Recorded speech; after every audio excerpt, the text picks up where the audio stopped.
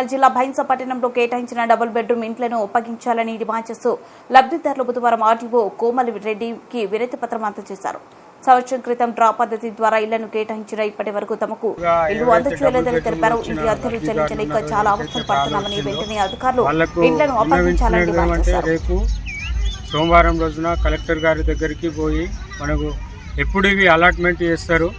ఇప్పటికీ సంవత్సరం గడుస్తున్నది. దాదాపు మధ్యలో ఎలక్షన్ కోడ్ అని, ఎమ్మెల్యే ఎలక్షన్ కోడ్ అని మరియు ఎంపీ ఎలక్షన్ కోడ్ అని మధ్యలో ఇవ్వడం ఆపేసిండు. కాబట్టి ఇవి ఎప్పుడు పూర్తి చేస్తారు? దీనికి ఇంకా కరెంటు రాలేదు, మళ్ళీ వాటర్ ఫెసిలిటీ లేదు, మళ్ళీ డ్రైనేజ్ ఫెసిలిటీ లేదు. మరి ఇక్కడ ఉండే వాళ్ళు అందరూ బీద వాళ్ళు. ఇప్పటికీ వాళ్లకు బయట కిరాయి అంటున్నారు. ఆ కిరాయి కట్టడానికి చాలా ఇబ్బందులు పడుతున్నారు.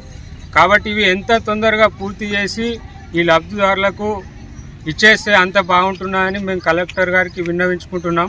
మరి ఇది ఎంత తొందరలో పూర్తి చేస్తారో కూడా దాని గురించి రేపు మేము కలెక్టర్ గారిని కలిసి కూడా ఒక వినతి పత్రం ఇచ్చి సార్ మరి దీనికి ఎట్లా రెస్పాండ్ అవుతారో కూడా అది కూడా వెయిట్ చేస్తామని కోరుకుంటున్నాం.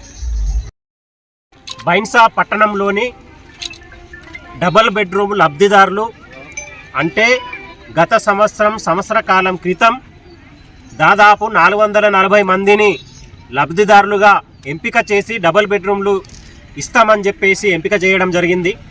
సంవత్సరం దాటినా ఇప్పటికి కూడా లబ్ధిదారులకు ఈ డబల్ బెడ్రూమ్లను హ్యాండ్ ఓవర్ ఇవ్వలేదు. సంవత్సర కాలంగా ఎవరైతే లబ్ధిదారులు ఉన్నారో, పేదలు ఉన్నారో వారందరూ కూడా తీవ్రంగా ఇబ్బందులు పడుతున్నారు. రెంటిండ్లల్లో ఉంటూ ఈరోజు ఒక్కొక్క భైంసా పట్టణంలో 3,000 4,000 కిరాయి ఉన్నది ఒక ఇల్లుకు. మరి అట్లాంటి 440 మంది కిరాయి ఇప్పుడు ఒక సంవత్సర కాలము ఎన్ని కోట్లు అవుతాయి అని చెప్పేసి మేము ప్రభుత్వాన్ని అడుగుతున్నాము. ఇప్పటికైనా ఈ 440 మందితో పాటు మిగతా వాళ్ళు కూడా ఉన్నారు, వాళ్ళకు సంబంధించి కూడా కట్టివ్వండి. దీనికి సంబంధించి రేపు మేము కలెక్టర్ ఆఫీస్కి వెళ్ళడం అనేది జరుగుతుంది. లబ్ధిదారులందరూ కూడా రేపటి కార్యక్రమంలో పాల్గొనాలా. ఇప్పుడు మనము గనక ఇట్లనే ఎక్కడి వాళ్ళం అక్కడ ఉంటే ఈ డబుల్ బెడ్రూమ్లు అనేటివి ఇట్లనే ఉంటాయి.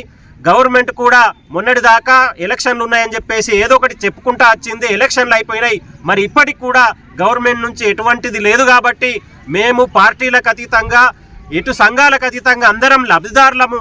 మేము రేపు కలెక్టర్ ఆఫీస్కి పోతున్నాం. లబ్ధిదారులందరూ కూడా రేపు 11 గంటలకు నిర్మల్ కలెక్టర్ ఆఫీస్ దగ్గర ఉండి మన సమస్యను కలెక్టర్ గారికి చెప్పుకోవాలని చెప్పేసి మేము అందరినీ కోరుతున్నాం.